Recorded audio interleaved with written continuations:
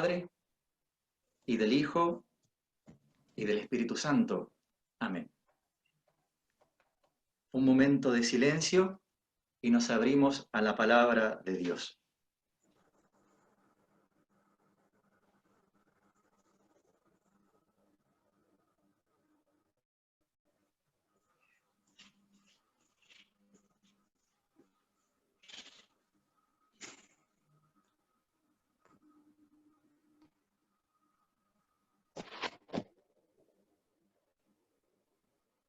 Jesús se fue a una ciudad llamada Naín, e iban con él sus discípulos y una gran muchedumbre.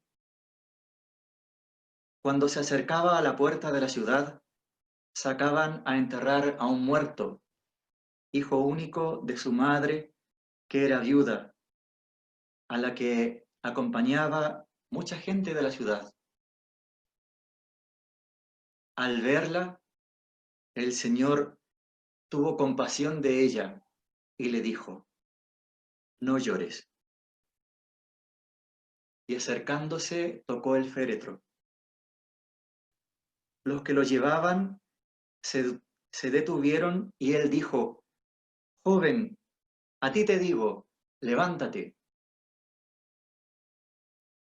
El muerto se incorporó y se puso a hablar, y él se lo dio a su madre. El temor se apoderó de todos y glorificaban a Dios diciendo: un gran profeta se ha levantado entre nosotros y Dios ha visitado a su pueblo. Y lo que se decía de él se propagó por toda Judea y por toda la región de alrededor.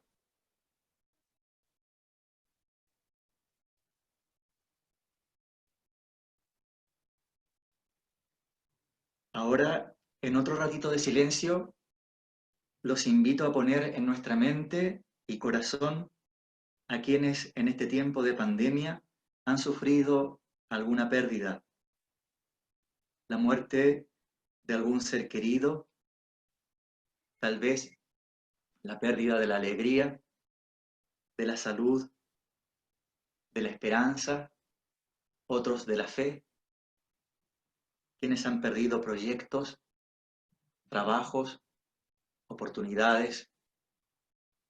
Tengámoslo en nuestra mente y en nuestro corazón en un ratito de silencio.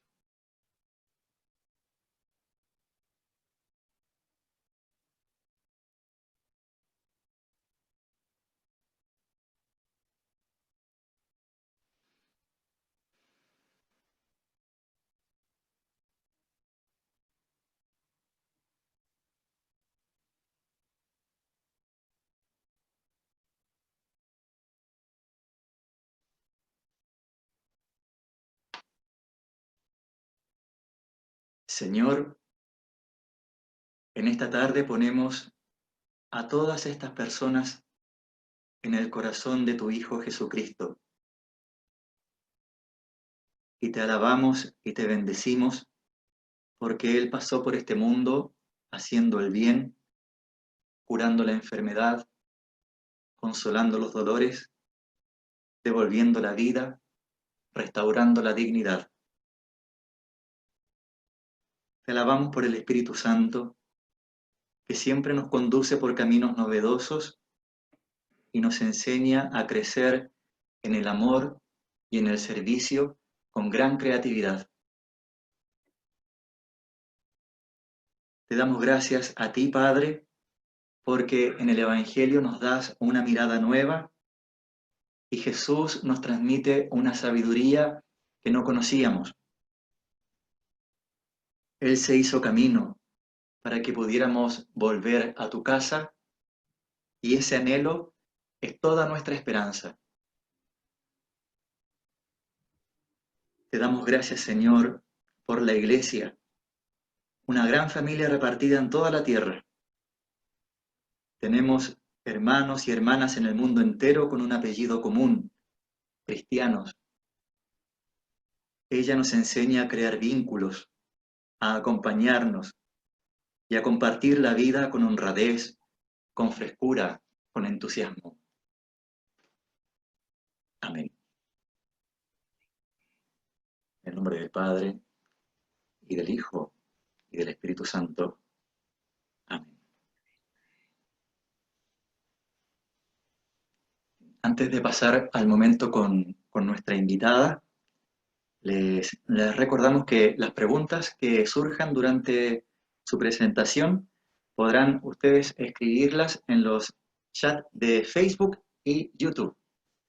Habrá un equipo recibiendo esas preguntas y ordenándolas para que después las pueda responder nuestra expositora. Elizabeth, eres muy bienvenida. Gracias por acompañarnos. Gracias. Gracias a vos, Eduardo. Y bueno, tomo esto que decías de los 38 años de acompañamiento. Hace 38 años murió nuestra segunda hija, Marina, en un accidente en el ascensor de casa. Bueno, imagínense eso, ¿no? Yo estaba embarazada de 8 meses y fue un estallido interior, una muerte, tremendo, la verdad que un momento tremendo. Tuve mucho acompañamiento de la familia, de amigos, pero sobre todo quisiera destacar dos acompañamientos en ese primer momento.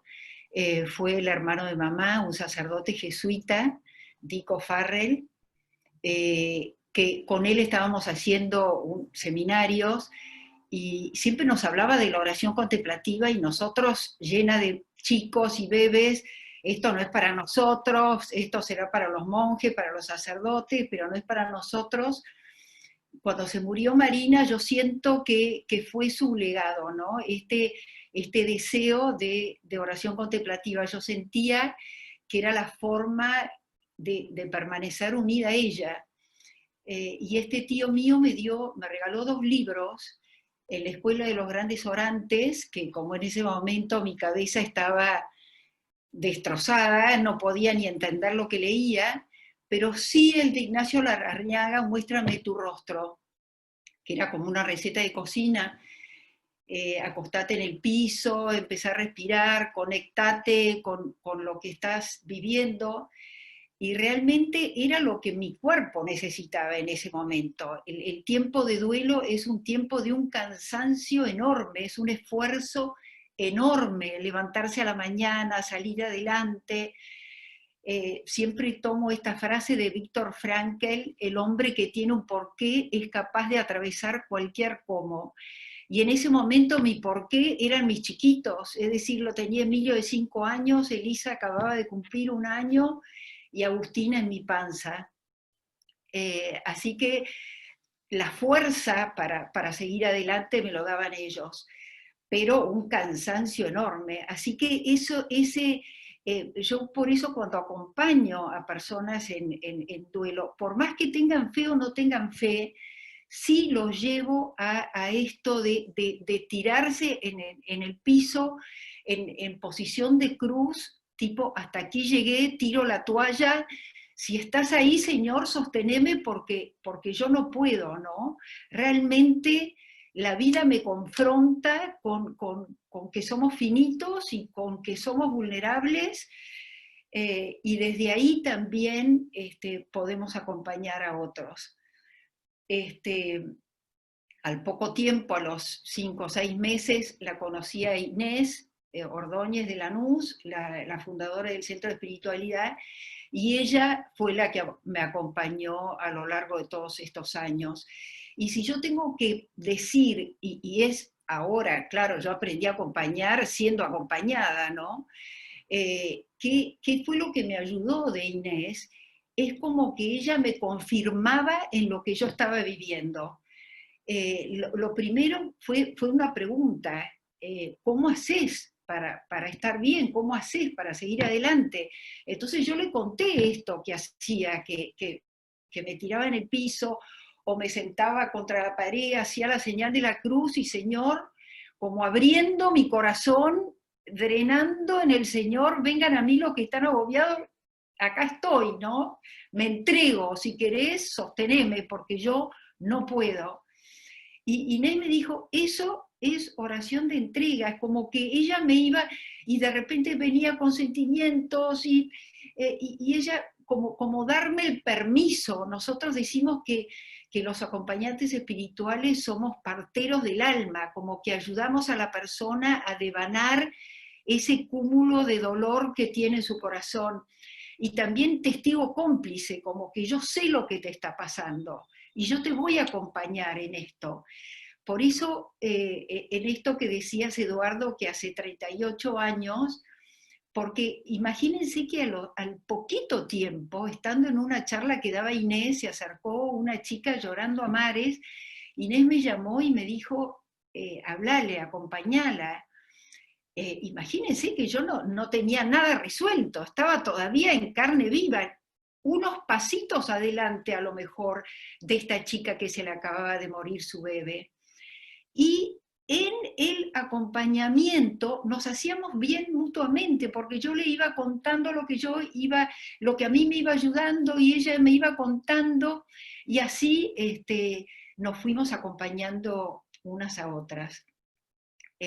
Pero quisiera también decirte, Eduardo, que la lectura que elegiste de La viuda de Naín, para mí, durante mucho tiempo fue un lío, ¿no? Porque fue la voluntad de Dios, no fue la voluntad de Dios. ¿Por qué a la viuda de Naín le resucitó su hijo y a mí no? ¿Qué hice mal? ¿No? Enseguida sale como esto que está en el inconsciente, en el Antiguo Testamento. ¿Quién habrá pecado? ¿Habrá sido él? ¿Habrá sido su padre? ¿Habría sido su abuelo? ¿No? Como el sufrimiento como un castigo. O también esas frases hechas que de repente las personas para ayudarnos nos dicen, tenés un angelito en el cielo, vas a ver que el tiempo todo lo cura, y nada, no, esas frases no ayudan, ¿no? Como si fuera el sufrimiento un premio. Dios elige a las almas más santas, Dios elige las flores más lindas de su jardín. No, yo quiero mi diablito en la tierra, no un angelito en el cielo, ¿no? Entonces esto de cuál es el sentido del sufrimiento, ¿no? ¿Es un castigo o es un premio? ¿Es la voluntad de Dios o no es la voluntad de Dios? Y el sufrimiento es un misterio. El sufrimiento es un misterio. Hace poco escuché una frase que decía, el sufrimiento es una pregunta que no requiere una respuesta. El sufrimiento es un misterio que requiere una presencia. Y lo que nosotros podemos dar a la persona que está sufriendo es nuestra presencia. Es poner el cuerpo, yo digo, porque es desde mi nada, yo no tengo nada para darte, ¿no? Pero también me acuerdo las primeras personas que iba a acompañar, yo decía, mi kit de primeros auxilios, que era la bolsita con la Biblia, ¿no? Porque Jesús nos deja un camino, Jesús nos deja la huella. Capítulo 14, 16 de San Juan. Les voy a preparar un lugar y cuando les tenga preparado el lugar los voy a llevar. Ahora ustedes están tristes, tienen muchas preguntas, pero llegará un día que no me harán más preguntas. Pero todo el primer tiempo de duelo es un tiempo de preguntas. ¿Por qué a mí? ¿Fue la voluntad de Dios? ¿Esto es lo que quiere Dios? ¿Qué sentido tiene el sufrimiento? Y el acompañante espiritual, sea acompañante o sea un amigo o sea en mi nada, cuando yo empecé a acompañar no era acompañante espiritual, era simplemente acercarme a la persona, yo sé lo que vos estás pasando, ¿no? Entonces, la característica, que fue una de las últimas preguntas que le hicieron a Inés, la característica para poder acompañar a otro, es poder permanecer al lado de esta pregunta, de esta persona que está llena de preguntas, y yo no tengo las respuestas. Desde mi fe yo sé que Dios dispone todo para el bien de los que le aman. Yo sé por mi propia experiencia, y eso a lo mejor le sirve a la persona, que se puede volver a ser feliz, que es un tiempo, que es un proceso, que es un duelo, que es un camino, pero que al final del camino hay una luz. Y que de verdad es increíble, pero es de verdad que Dios transforma todo para nuestro bien, porque hoy en día yo digo, gracias a la vida y la muerte de Marina, gracias a lo que esta chiquita me obligó a atravesar, hoy yo soy quien soy, y mis hijos son quien soy, y mi familia, y mis amigos, y círculos concéntricos, y tanta gente que ha ido por este camino en los grupos de ayuda mutua y en todo este camino, ¿no? Pero el poder permanecer, como se acuerdan, como los amigos de Job, ¿no? Esos 3 amigos que se sentaron al lado de Job y no abrieron la boca, hasta que abrieron la boca y metieron la pata. Pero digamos, el estar, el acompañarte, puedo permanecer al lado tuyo, puedo respetar tu ritmo, no necesito obligarte a dar un paso más, ¿no? Entonces, las grandes cosas que nos pasan en la vida, nosotros no las elegimos. No elegimos cuando nacemos, no elegimos la familia que tenemos, no elegimos el país donde nacemos, no elegimos el día de nuestra muerte. Las cosas más importantes de nuestra vida no las elegimos. Y esto realmente, la muerte de Marina fue lo peor que me podía pasar. Es decir, lo inimaginable, pero sí yo tuve conciencia de que podía elegir cómo lo quería vivir. Y yo quería que la vida de esta chiquita, que había sido la luz de mis ojos, no fuera un drama, que se deshizo la familia, que nos separamos con mi marido, experiencias que yo había conocido, que yo había visto familias destruidas por una muerte. Yo no quería que la vida de mi hija fuera eso. Y entonces eso es el trabajo del duelo. El padre Uriburu tenía una frase también que decía, los aviones en tormenta tienen que volar más alto. Y entonces es este momento de elección. ¿Qué voy a hacer? ¿Me entierro con mi muerto, que es a lo mejor lo que tengo ganas de hacer? ¿Sobrevivo sin tocar el dolor y metiéndome en miles actividades para distraerme y no pensar y llenarme de gente? ¿O realmente tomo los remos y me meto en el sufrimiento? Nosotros tenemos un lema en los grupos de ayuda mutua que es sufrir para dejar de sufrir. Es como animarme a meterme en el sufrimiento para resucitar a una vida nueva. A esto me acompañó Inés a lo largo de tantos años, ¿no? Y después acompañando, porque también, y esto lo digo para las personas que no, a lo mejor no se les murió nadie y que están en plena pandemia, con miedo, con inseguridades, con puertas cerradas, con no saber qué hacer, confrontando con la propia muerte, con los propios miedos, el salir, el servicio solidario, el salir al otro, me ayuda un montón.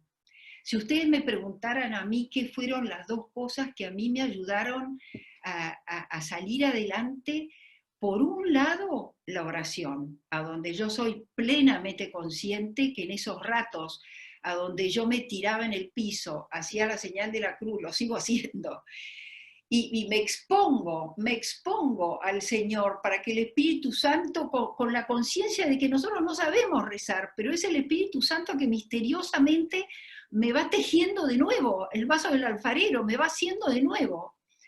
Por un lado eso, meterme adentro del dolor. Y por otro lado salir a ayudar a otro. Salir en este servicio solidario. Eso también me ayuda, son las dos cosas, como tomar conciencia que el ser humano tenemos esta capacidad de meternos en el dolor y también de salir. Y eso yo creo que es una característica necesaria si yo quiero acompañar a otros. Eduardo me decía cuando hablábamos preparando esto, este encuentro de hoy, me decía, no espiritualizar el dolor, ¿no? Es como no ponerle moño y cinta y llenarlo de, sino realmente padecerlo, animarme a sentir lo que estoy sintiendo. Porque el Señor no redime lo que yo no asumo. Si yo no asumo que estoy enojada, que estoy triste, que estoy... Y bueno, me voy a descargar porque eso por algún lado va a salir, me va a salir con el que menos quiero lastimar, ¿no? Y esto me lleva tal vez a recorrer con ustedes rápidamente estas etapas de la doctora Kubler-Ross, que en todos los duelos, no solamente en los duelos, bueno, Inés decía el otro día que la doctora los escribió, o describió estas etapas para los enfermos terminales, después lo tenemos también en los diferentes duelos, que puede ser el duelo por la pérdida de trabajo, el duelo por una crisis conyugal. En este caso les cuento mi experiencia por la muerte de Marina, ¿no? Al haber sido un accidente, hay como un tiempo, yo digo 2 meses, puede ser menos, pero seguro, que es como que me pegaron un mazazo por la cabeza, ¿no? Quedo como que la información la sé, yo sé que me pasó esto, pero como que no pasa, mi cuerpo se niega a aceptar esta realidad. Entonces me levanto a la mañana y creo que la tengo que ir a vestir y no puedo pasar por diferentes lados, por el jardín de infantes a donde ella iba, en las personas que son hijos mayores, que ya no viven con ellos, en cualquier momento va a aparecer, y también todo tipo de evasiones, ¿no? La hiperactividad, como decíamos antes, llenarnos de gente, y hoy en día, bueno, las adicciones, el alcoholismo, la droga, o todas estas medicaciones que por supuesto recetadas por un médico, a lo mejor necesito durante un tiempo para poder dormir o lo que fuera, pero bueno, es todo este tiempo de negación que puede, hay personas que la negación les dura toda la vida, ¿no? ¿Y cómo me doy cuenta de eso? Y de repente mantener el cuarto exacto, con la cama hecha, las cosas de la persona, o agarrar algo de la persona, por ejemplo, un osito, una muñeca o lo que fuera, y llevarlo siempre conmigo, en la cartera, en la valija, como necesito tener algo de la persona para no sentir que se fue para siempre. Entonces, nosotros recomendamos en este primer periodo, a donde hay mucha confusión en la cabeza, no tomar decisiones, sino seguir con la rutina, poder ir poco a poco retomando la vida. Y a lo mejor me encuentro con esa persona por la calle y la persona aparentemente está perfecta. Yo le pregunto, ¿cómo estás? No, estoy muy bien. Acá entra mucho la espiritualización que decía Eduardo. Tengo un angelito en el cielo, Dios se lo llevó y está todo bárbaro y demás. No, ya retomé mi trabajo y estoy a full, a mil, y qué sé yo. A lo mejor verla exteriormente a la persona está igual que en la etapa de aceptación, pero ¿cómo me doy cuenta? Por estos sentimientos de angustia, de miedo, que no me permiten estar en paz conmigo mismo. Entonces no puedo estar sola, necesito estar siempre rodeado de gente. ojalá poco a poco vayan apareciendo estos otros sentimientos, como por ejemplo el enojo. Y el enojo tiene muy mala fama, nos cuesta mucho decir que estamos enojados. En los grupos y acompañando a las madres, en general dicen, no, yo nunca me enojé, yo no me enojé con Dios, o por ahí sí viene la que está muy enojada. Pero el enojo es energía pura. Y si yo me trago ese enojo y digo, no, no estoy enojada, estoy perfecta, no me pasa nada, ¿cómo me doy cuenta? Y porque estoy irritable, porque no tengo paciencia con nadie, y lamentablemente en donde va a desembocar eso va a ser con las personas que tengo más cerca. Fíjense que más del 80% de los matrimonios se separan por la muerte de un hijo, porque lógicamente yo pretendo que el otro me diga lo que yo estoy necesitando escuchar, y el otro seguro que no me va a decir lo que yo necesito, porque él también está viviendo. Yo digo esto, cada uno va a vivir su duelo según lo que aprendió en su casa, según el aparato psíquico que trae. Y en nuestro caso con Emilio, yo venía de una casa en donde todo se hablaba y papá nos tenía hablando hasta las 3 de la mañana, ¿qué te pasa? Me tenés que decir qué te pasa. Y Emilio viene de una familia donde culturalmente es mala educación estar hablando de lo que me pasa. Entonces es muy difícil, por eso necesitamos, por lo menos yo necesité, no sé si todo el mundo, pero yo necesité alguien de afuera que me escuche, que me banque, que me ayude a ir devanando esto que tengo en mi interior. Porque realmente estalló una bomba en mi interior. No puedo hacer que no pasó nada, dar vuelta a la página y seguir adelante, como nos enseñaron, a tragarlo y seguir adelante, porque poco a poco mi cuerpo se va a ir endureciendo. Y esta misma exigencia que pongo sobre mí misma para estar bien, para no llorar, para no mostrar mis sentimientos, la voy a poner en los demás también. Me voy a volver muy exigente, se me van a endurecer la mirada, la expresión de la cara. Y no queremos eso, queremos un corazón blandito, capaz de conmoverme con el dolor de mi hermano y poder caminar al lado de mi hermano. Otro de los sentimientos que aparece, bueno, en el caso de la bronca, yo aliento mucho a las personas a descargar la bronca, a descargarla afuera. Ustedes en Chile que andan tanto en auto, me subo en el auto, subo los vidrios y empiezo a gritar este grito que quedó acá en mi garganta por la muerte de mi hijo, este grito que no puedo más con el encierro, este grito de inseguridad, de miedo, de duda, lo saco y no le hago mal a nadie y después vuelvo mansita a mi casa, a amar a todo el mundo.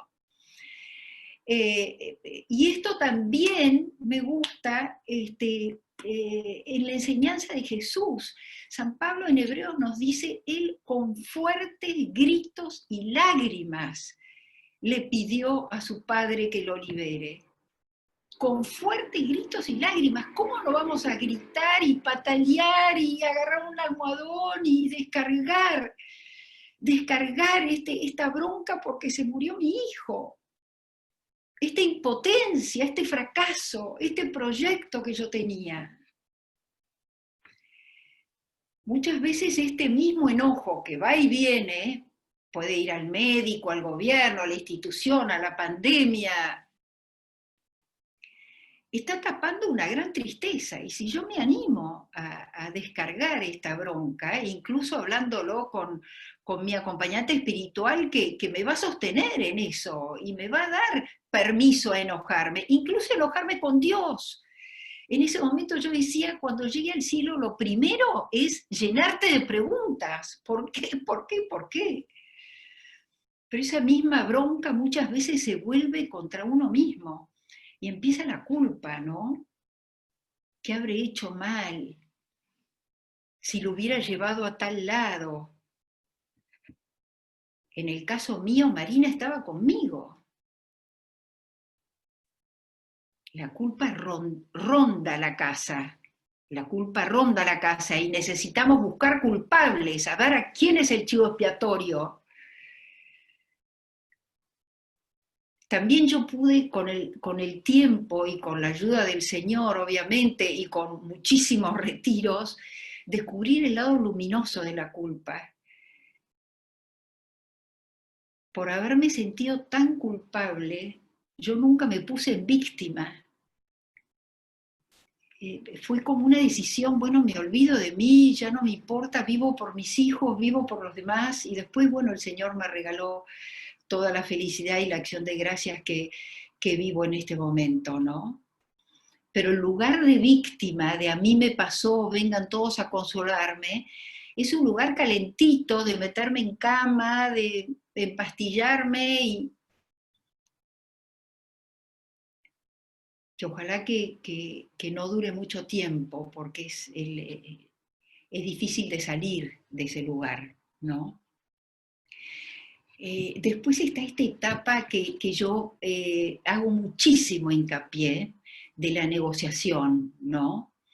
Bueno, yo podría llegar a aceptar que esto pasó si mi marido me dice y me quiere, y si mi familia es la familia Ingalls, y si yo podría llegar a aceptar si Marina se me aparece en sueños y me dice que está bien, si yo sé que ella está bien, ¿no? Como esta negociación, ¿no? Y ya empieza esta etapa a donde no es como el primer tiempo, en donde tengo un manto negro y toda voy cargando con este dolor en mi espalda y no puedo pensar en otra cosa, por eso no me puedo concentrar. Durante el primer tiempo, lo único que está en mi cabeza es este dolor, este sufrimiento tan tremendo. Pero con el tiempo empiezo a darme cuenta que puedo estar y que puedo hablar con otro y de repente distraerme y matarme de risa con los chicos y estar jugando en un... Y entonces viene de nuevo este momento de decisión. Me quedo en la madre sufriente, que es a lo mejor lo que la sociedad me está diciendo. Nunca más vas a volver a ser feliz. Este dolor te va a acompañar siempre. Entonces el hecho de estar bien y salir adelante es como una traición al ser querido que se murió. Entonces ahí yo les invito mucho, ¿qué es lo que mi hijo, qué es lo que mi marido, qué es lo que mi madre quisiera de mí? Que honre su vida volviendo a ser feliz y viviendo la vida plenamente, o siendo una vieja amargada que me quedo llorando en un rincón y amargando la vida de todas las personas que me rodean. Obviamente que ellos quieren que yo vuelva, es la manera que yo tengo de honrar su vida. La manera que yo tengo de honrar su vida es volver a la vida. El sentido de la muerte, encontrarlo en la vida. Y de nuevo acá Jesús nos da un modelo impresionante, que es cuando María Magdalena se queda toda la noche frente al sepulcro llorando. Y a la mañana se le aparece, ella cree que es el jardinero, no lo reconoce. Fíjense que en la transfiguración no lo reconoce. Pero cuando le dice María, ella lo reconoce y se abraza, lo agarra así de los pies. Jesús le dice, no me retengas, no me retengas. Nuestros hijos, nuestros seres queridos que ya están con Dios, nos dicen, no me retengas. Voy a mi Padre, al Padre de ustedes, voy a prepararles un lugar, no me retengas. Andá a decirle a mis hermanos que los espero en Galilea. Y esto a mí me encanta porque Galilea es la vida, Galilea es el lugar de los milagros. Y nosotros, y les aseguro que seguro que ustedes han tenido la experiencia de alguien que se murió, y misteriosamente se nos hacen presentes. A mí les cuento porque claro, es para mí, yo la reconozco a ella en este pero acompañaba a este chiquito, Emilio, mi hijo de 5 años, al dentista a los pocos meses de la muerte de Marina, y en la sala de espera empiezo a mirar una revista, un cuento de Mamerto Menapache, La ostra llamada Marina. Lo empecé a leer y era así llorando, no podía creer, era mi historia, era mi Marina, me estaba contando.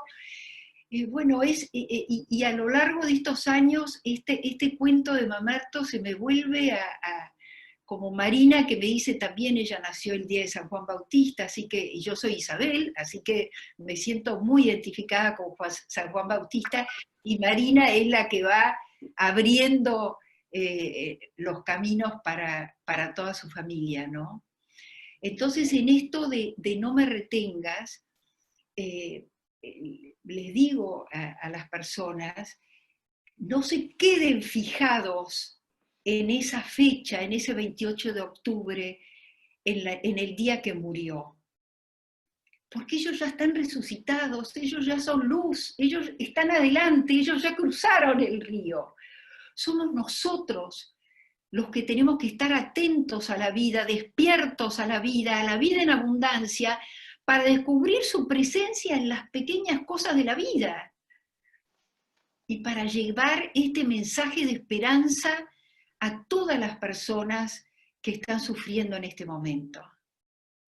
Y así poco a poco va apareciendo este sentimiento de paz, de aceptación, y la vida va cobrando nuevamente la luz de la esperanza. Bueno, recibo sus preguntas, Eduardo. Gracias, Elizabeth. Has sido tremendamente generosa en el compartir tu experiencia. Estamos muy agradecidos. La, la verdad que hay en ti y que nos has contado le hará bien a tanta gente que te escuchará, le llegará una palabra de consuelo.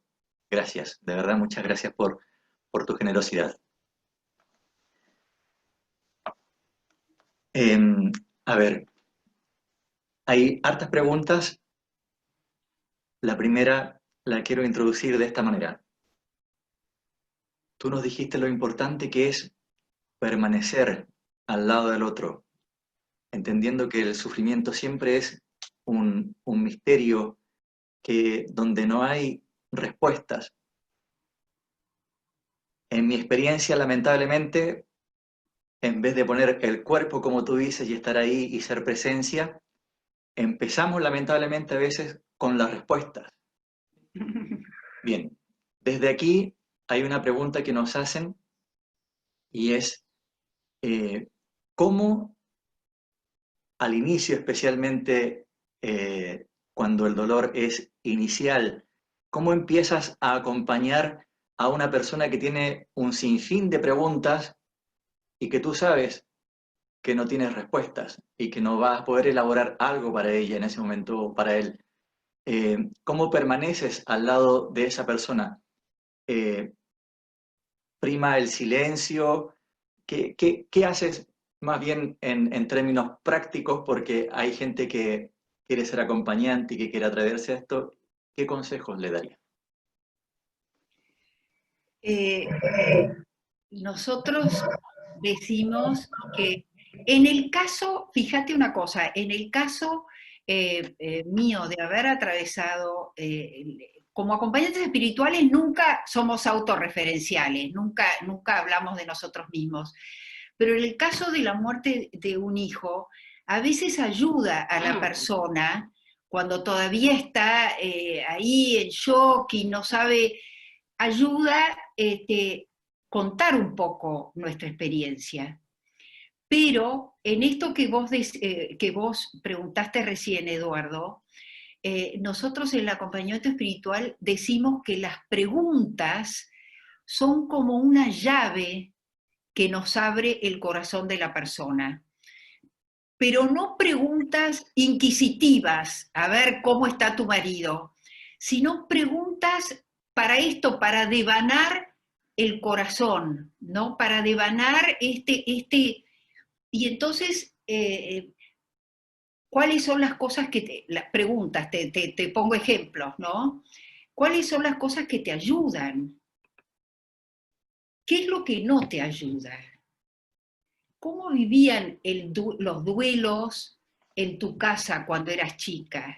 ¿Qué experiencia tenés de haber visto a tu papá y a tu mamá pasar por diferentes sufrimientos? Pero sobre todo enfocando en la persona, ¿no? ¿Y cómo te sentís ahora? Y siempre en mis acompañamientos, siempre termino haciendo a la persona acostarse en el sillón o en el piso o sentado con la columna vertebral derecha contra la pared, hacer la señal de la cruz en esto que a mí me impresiona la señal de la cruz porque es como que abrimos un pollo y dejamos el corazón expuesto, ¿no?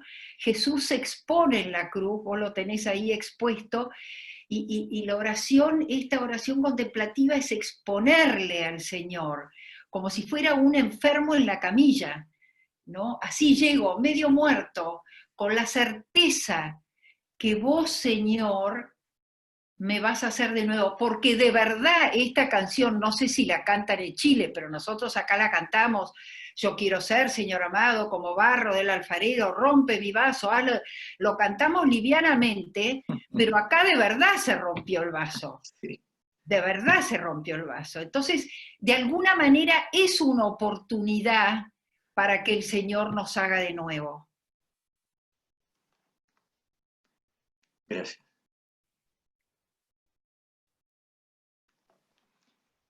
Gracias, Elizabeth. Eh, Tengo un amigo cura que quiero mucho y siempre me dice, Eduardo, son más importantes las buenas preguntas que las respuestas. Sí, Y me lo sí, inculca. sí. Y es verdad, abren el mundo, abren a la persona para que pueda elaborar lo propio. Y eso es muy sanador. Mm. Eh, Otra pregunta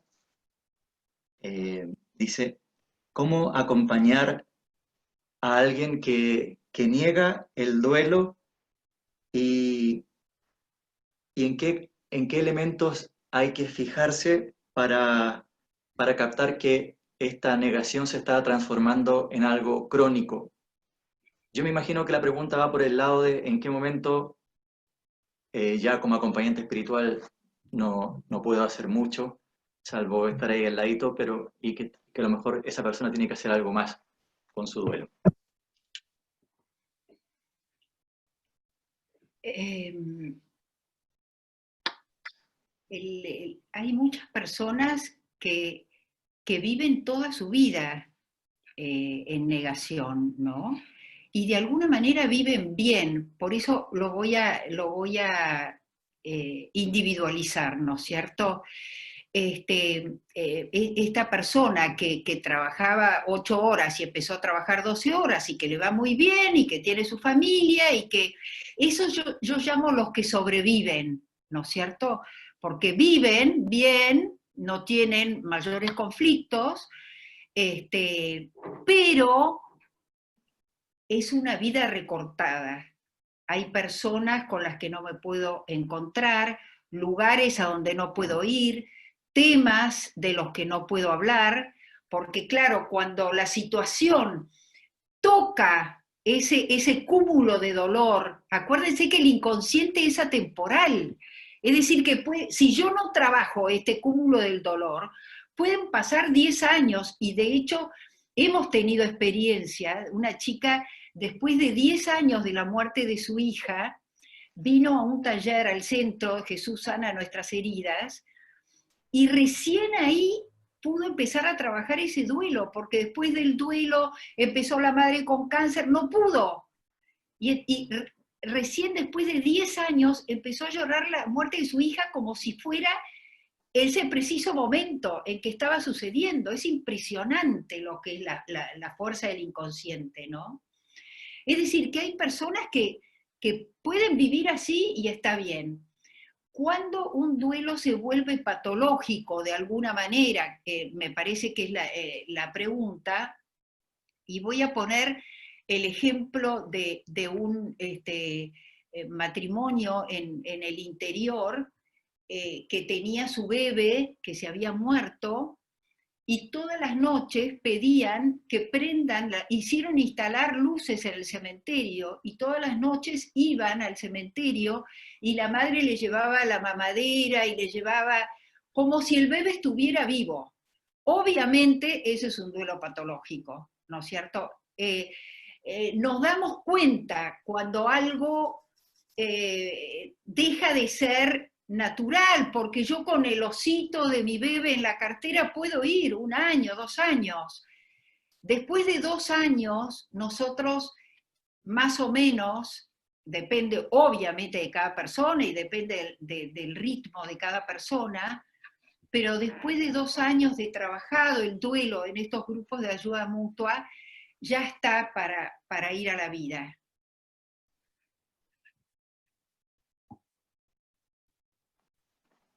Gracias, Elizabeth. Otra pregunta que nos llega, que es podríamos decir, una duda clásica de los acompañantes espirituales, y a ver cómo tú nos ayudas a resolverla. Naturalmente, cuando alguien escucha sobre lo que es el acompañamiento espiritual, tu misma experiencia, ¿qué es lo específico de un acompañamiento espiritual con relación a una terapia psicológica? ¿Sí? ¿Qué es lo que aporta el acompañamiento espiritual para dolores tan grandes como lo que tú nos cuentas? La terapia apunta a algo que hay que cambiar, hay algo que está mal, hay como algo que está trabado, ¿no es cierto? Y entonces la terapia ayuda a destrabar eso. Un duelo, un proceso de duelo natural, obviamente que la terapia también ayuda, pero tal vez no necesite la terapia. Es decir, yo no hice terapia. Eh, y es este testigo cómplice, este saber que te puedo decir cualquier cosa, este permiso para sentir lo que estoy sintiendo, ¿no?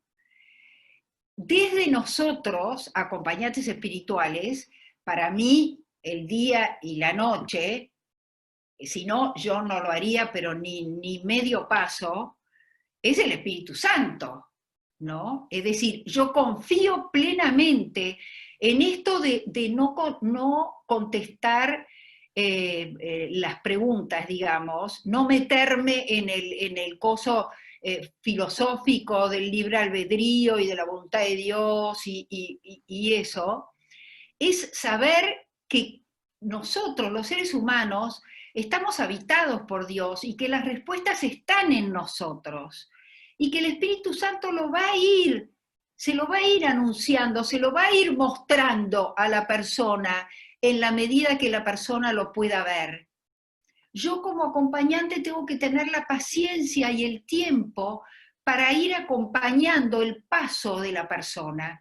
Porque si la persona está en la etapa de bronca, por ejemplo, y está enojadísima con Dios, con la iglesia, con el gobierno, con todo, yo sé que ese es un mecanismo de defensa que en fondo está tapando su gran tristeza. Pero eso no se lo voy a decir a ella, y no le voy a decir que Dios no lo quiso, Dios te quiere. Simplemente voy a estar, la voy a amar. Es el amor el que transforma a la persona.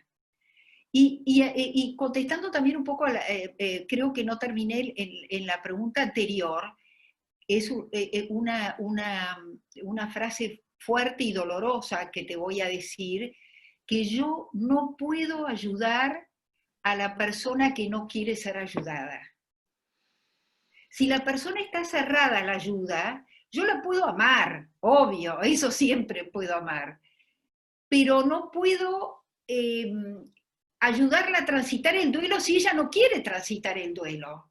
Si ella se quiere quedar fijada en ese 28 de octubre y en todos sus ritos que la lleven a recordar a su hija, es la impotencia, es tocar la impotencia, la puedo ayudar con mi oración, pero no puedo ayudar a la persona que no quiere ser ayudada.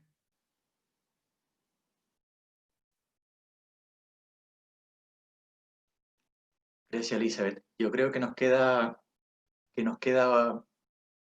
tal vez una pregunta más, no más. A ver, voy a mezclar dos que llegan. Hay una que dice cómo calmar la desesperación de la pérdida. Y hay otra que dice cómo acompañar duelos de suicidio. Yo la uniría porque naturalmente cuando existe una situación de suicidio en las familias, eh, hay una situación de mucho dolor, de mucha culpa, de desesperación también. Eh, ¿Qué palabra nos dirías para situaciones también tan fuertes y dolorosas como esta, Elizabeth? Eh, de nuevo es lo mismo eh, en la desesperación, ayudar a la persona, como te digo, a esto de que se acueste en el sillón de su casa si estoy yendo a verla, que empiece a respirar, que se conecte con esa angustia, con ese dolor que tiene en el corazón, ¿no? Eh, Todas las personas, por más agnósticas que sean, tienen la experiencia como si fuera la intuición, los padres, de que mi hijo está bien, de que esta persona ya no sufre. Hay algo en el ser humano que nos habla de trascendencia, por más que sea creyente o no creyente. Entonces, ayudar a la persona a bajar a ese lugar del corazón, a donde está la angustia, y saber que Dios está ahí, conectarla con la respiración. Los salmos ayudan un montón en estos casos. El Señor es mi pastor, nada me puede faltar. Él me hace descansar en verdes praderas, como me puede imaginar que estoy acostado en verdes praderas, que huelo el olor del pasto, que en el fondo de mi ser corre un río y que el Señor me está regando, como ayudar a la persona a entrar en ese dolor, conectarse con el sufrimiento, llorar el tiempo que necesite y después llevarla a este lugar de paz. Con respecto al suicidio, eh, ya el poder poner en palabras porque muchas veces también hay negación alrededor del suicidio, ya el poder poner en palabras que la persona se suicidó, ya es un paso. Y después desde nosotros saber, porque sabemos que a la persona no le quedó otra cosa y que muchas veces ese suicidio es el camino que eligió la persona para que nadie más en la familia sufra, porque era una carga, porque era un peso, porque venía con esta enfermedad depresiva hacía muchísimo tiempo y la persona no encontró otra salida. Pero ayudar a la persona a la que nosotros acompañamos, ayudarla a tocar que su dolor es porque la persona ya no está. Las muertes pueden ser de mil diferentes maneras y de hecho no hay una muerte que sea igual a la otra, pero el dolor que queda en nosotros y las etapas del duelo son iguales para todos. Elizabeth, gracias. Dios te bendiga. quiero decir una cosita nomás, y es que todo tu testimonio, Elizabeth, eh, no solamente se puede aplicar para este dolor de los más grandes de la vida, que es perder un hijo, no solamente para un suicidio, sino para toda situación dolorosa que nos ha marcado en la vida, que nos ha quitado la alegría, que a lo mejor por mucho tiempo nos lleva oscurecido. Yo le quiero decir a la gente que nos escucha que este testimonio es tan valioso, ojalá lo puedan aplicar a sus grandes dolores, ¿m? Sobre todo que nos dejemos acompañar, que podamos expresar y que podamos encontrar gente que tenga respeto por nuestro misterio. Esta palabra tan linda, me encanta que la haya usado, el misterio del sufrimiento, del dolor de nuestra propia vida, acompañar el misterio con suma delicadeza. Que Dios te bendiga, Elizabeth. Quiero terminar con una oración que es un himno que hoy día me apareció en el rezo del oficio de lectura. No sabía con qué oración terminar y el Señor me regaló esta oración que hace alusión a la palabra. Ciertamente hace alusión a la palabra de Dios de manera más técnica, a lo que está en la Sagrada Escritura, pero yo pienso, Elizabeth, que lo que tú has compartido, tu verdad, lo más auténtico de tu historia, ahí hay también una palabra sagrada, y por qué no decir palabra de Dios, porque es la revelación de Dios en tu vida. Te agradezco y espero que todos los que nos escuchan eh, también les haya ayudado y el Señor les regale consuelo a sus corazones. Leo el himno que te dije. Con entrega, Señor, a ti venimos, escuchar tu palabra deseamos, que el Espíritu ponga en nuestros labios la alabanza al Padre de los cielos. Se convierta en nosotros la palabra, en la luz que a los hombres ilumina, en la fuente que salta hasta la vida, en el pan que repara nuestras fuerzas, en el himno de amor y de alabanza que se canta en el cielo eternamente, y en la carne de Cristo se hizo canto de la tierra y del cielo juntamente. Gloria a ti, Padre nuestro, y a tu Hijo, el Señor Jesucristo, nuestro hermano, y al Espíritu Santo que en nosotros glorifica tu nombre por los siglos. Amén. Amén. En el nombre del Padre, y del Hijo, y del Espíritu Santo. Amén. Les recuerdo que nuestro próximo encuentro será el miércoles 19 de agosto a las 18 horas. Nos encontraremos con Jaime Valderrama, un psicólogo que nos dará algunas recomendaciones psicológicas para un acompañante. Queremos seguir creciendo en nuestro servicio, aprender para mejorar nuestros acompañamientos. Y el miércoles 26 de agosto, el último miércoles de este mes, estará con nosotros también Javier Meloni. Que Dios los bendiga, gracias a todos por acompañarnos. Gracias. Gracias, Elizabeth. Gracias.